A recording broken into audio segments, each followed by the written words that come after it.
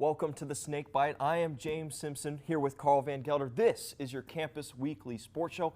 All spring teams are officially in conference play, and we will get more news coming at you in just 1 minute. This is the Snakebite.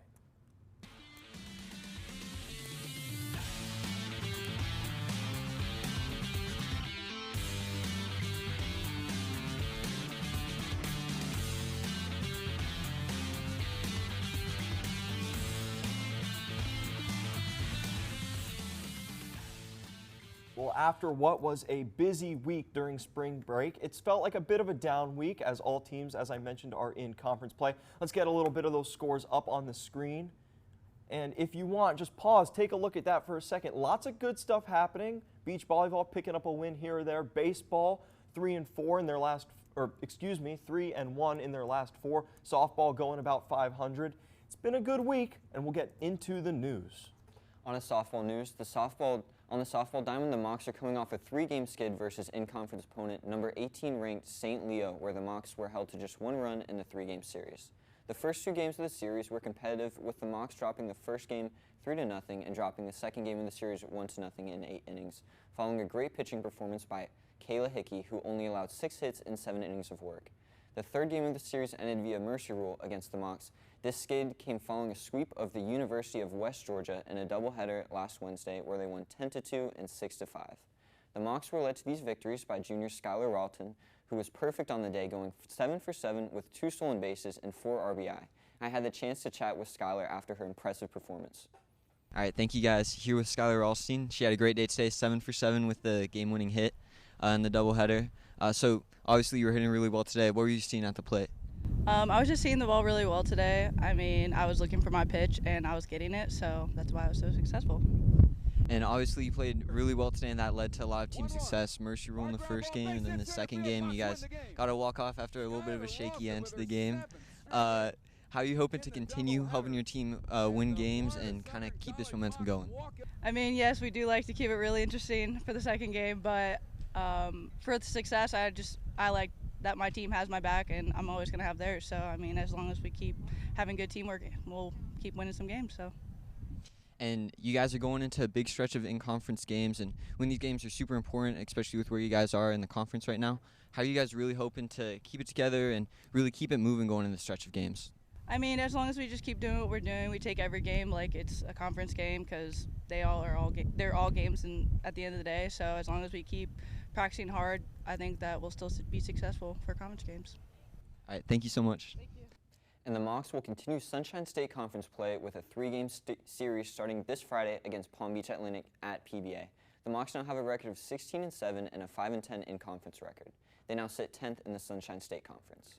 After a tough series against the Spartans, the baseball team rebounded nicely, winning their weekend road series against St. Leo, taking 2 of the 3 games, dropping the 3rd game of the series in 11 innings. The Mocs hit 7 home runs throughout the 3-game series, continuing to rely on that long ball across 39 hits and scored 21 total runs, with Ryan Magdich and Jevin Relaford hitting 2 dingers each. Following the series win over the Lions, the Mocs headed to Winter Park for a Tuesday night non-conference battle against the 21st-ranked Rollins Tars. Our very own Nick Merritt made the trip and has the report from Winter Park. James, Carl, thank you. Last night, the Mocs defeated the Rollins Tars 9-5 in a midweek road matchup.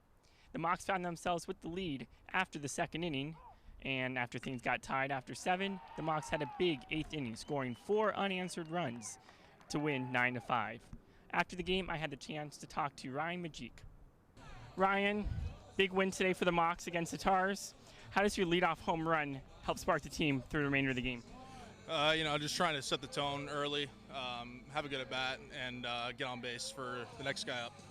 Awesome. And today's big win, how does that help lead into this weekend's conference game? Big weekend ahead. Big win for us tonight, and it'll help us going towards this weekend. And it's important just for the series for the later on in the year. Important indeed. And you've yourself played as a designated hitter. You played first, and you pitched this season. How does being a universal player in the field help the team as a whole? Just being able to do it all and trying to help the team win is all I'm here for, man. That's my goal. And at the end of the day, as long as we win and we get that done, and that's all that matters.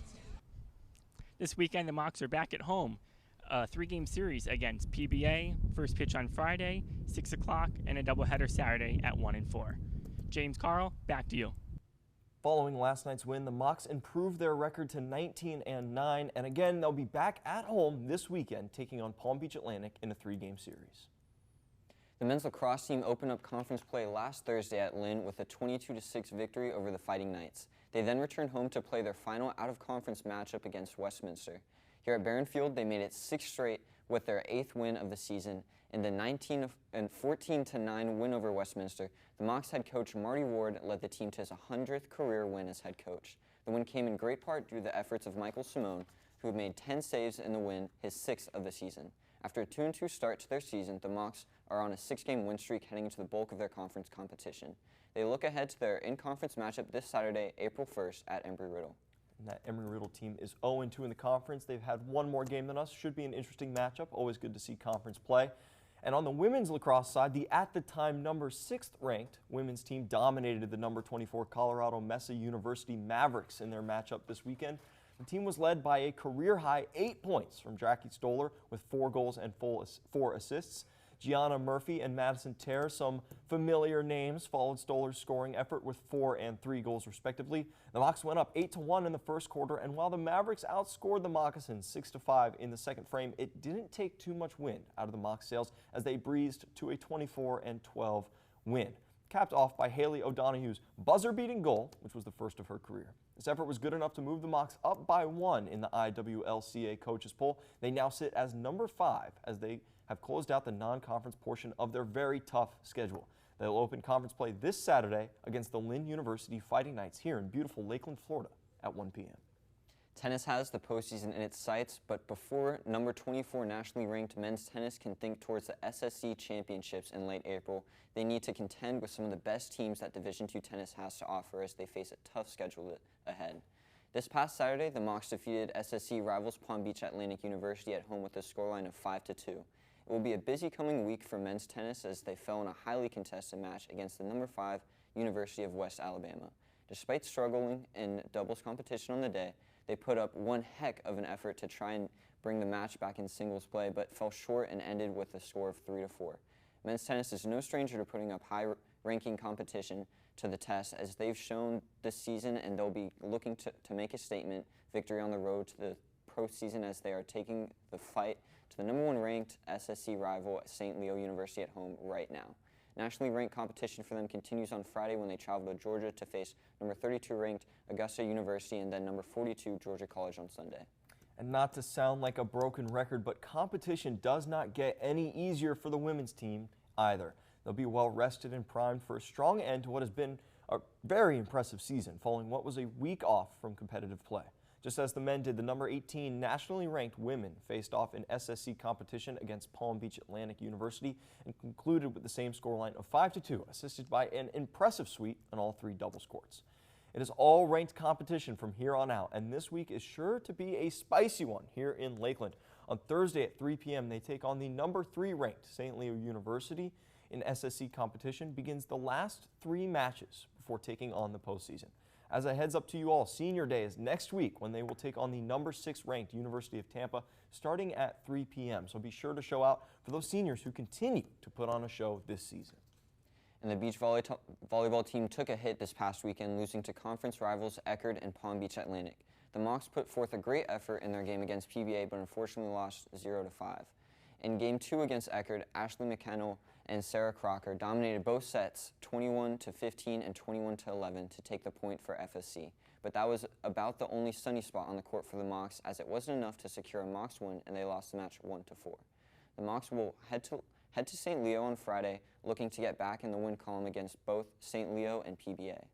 And in track news, last week we reported on freshman Caleb Brady's new steeplechase record with the stipulation that it was the true freshman record. Well, we no longer have to make that distinction because last week at the UCF Knights invite, Caleb Brady broke Brady Zimmerman's official freshman record with a time of 9:36.23.